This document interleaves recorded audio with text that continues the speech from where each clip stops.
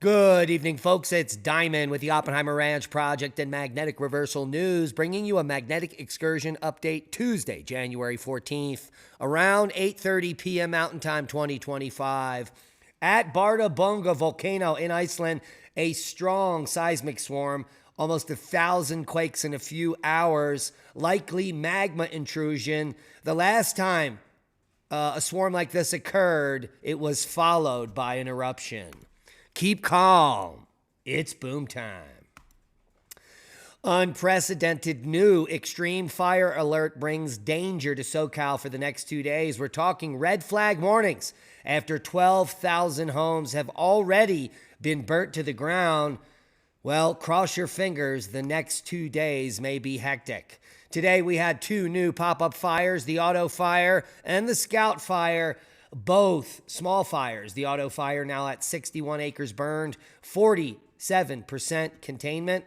The Scout Fire just popped up a few hours ago, 2 acres burned, 0% containment on that. And we've got the two main fires. The Palisades Fire, now 23,713 acres burned. No growth today, increase in containment now to 18%. The Eaton Fire, the second largest fire at 799 acres. It's been burning for 7 days, is now at 35% containment. It's 14,117 acres, my bad. So I believe over the next 2 days, what we're going to see is some of these fires grow and maybe some embers with those high winds predicted to get as high as 70-mile-per-hour gusts, popping up some new fires. The good news is that this place is packed with firefighters, and hopefully they can get a handle on it. Prayers to everyone affected in LA County.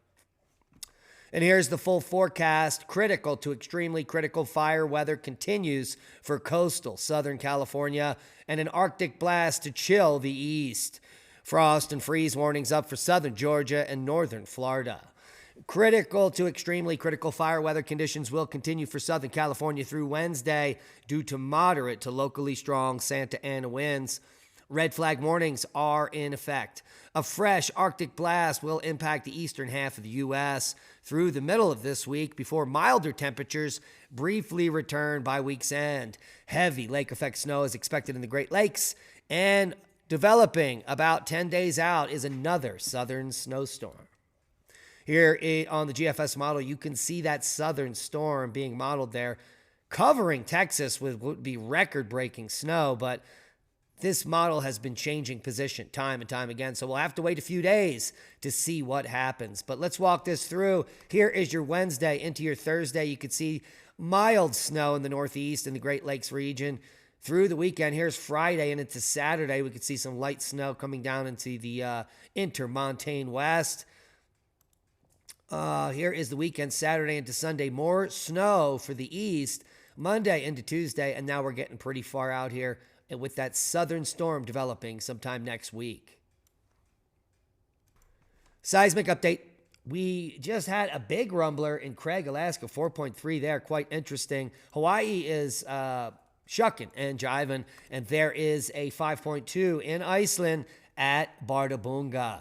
And this is following a glacial outburst flood from the Vatnajökull Glacier, which is under Grímsvötn. So lots going on. We've got some volcanic activity at Grímsvötn, now followed by a Dyke intrusion at Bárðarbunga. And that happened today. A Dyke intrusion started at Bárðarbunga. It lasted until around 9 UTC. Is now currently over, but we may have another phase, and I'll get to that. The main activity was in the western, northwestern part of the caldera. According to the experts, this earthquake swarm looks close to what happened at Bárðarbunga before it erupted in Gailap in the year 1996. Then an earthquake swarm started like this, slowed down for a few days before it increased again and the eruption happened. It's unclear what direction the dike might have moved to, but most likely it is southwest in the direction of Toreyjarfjökull and Katla Volcano. If that happens, such dike activity might get these volcanoes upset or start an eruption in them. So big news here at Bárðarbunga, a strong seismic swarm, likely magma intrusion, The alert level has been raised. Bárðarbunga is not a big boomer. It did erupt at VEI 6 back in 1477, but typically goes off at a mild VEI 0 to VEI 2. So that's good news there. Bad news, if Katla goes off, that one goes off big. VEI 3, 4, and 5 pretty consistently, so we'll have to keep a close eye on Iceland.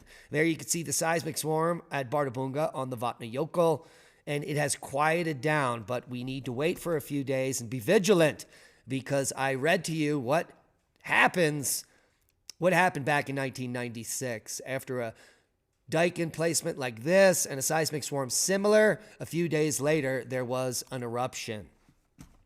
And indeed, a strong earthquake swarm in Bárðarbunga with the largest earthquake magnitude, 5.1, has quieted down now, and we'll keep a close eye on it as things are developing. A quick look at space weather. We've got a large coronal hole facing Earth and will be geo-effective the next few days, so earthquake alert there. And as far as flaring, the sun has gone quite quiet and the disk is blank. We do have a larger sunspot, 3959 active region, turning into view, but it is not active whatsoever. No flaring going on. 3-day geomagnetic forecast is all quiet on the Western Front. Now, if you had watched either of our updates the last 2 days, you would have known an amazing event, once in a multi-decade event, Mars devoured by the full wolf moon in a stunning sight for U.S. skywatchers. And we've got video for you of the event. There you can see Mars right after sunrise, sitting just off to the left. This is the view we had as Mars closed in on the moon, went behind the moon, transversed, and came out the other side. Absolutely fantastic. Let's watch that once again. The occultation of Mars by the full wolf moon. Absolutely spectacular. You would have seen this update if you follow us at Oppenheimer Ranch Project at Diamond the Dave over on the X. Breaking news, the U.S. warns of health risks from sewage used for fertilizer. And they call this fertilizer biosolids. It comes from the processing of human waste, and it's loaded with PFAS and forever chemicals. Thankfully, it's applied to less than 1% of U.S. fertilized farm acres, according to the agency. But research has found that these biosolids can contain per- and polyfluoroalkyl substance, or PFAS, which have been tied to cancer, liver damage, and other illness. The bad news is that even this small amount of contamination can then translate to contaminated soils, runoff, and drinking water. And if you didn't see earlier today, Gavin Newsom gave an update on the wildfires. Let's take a look.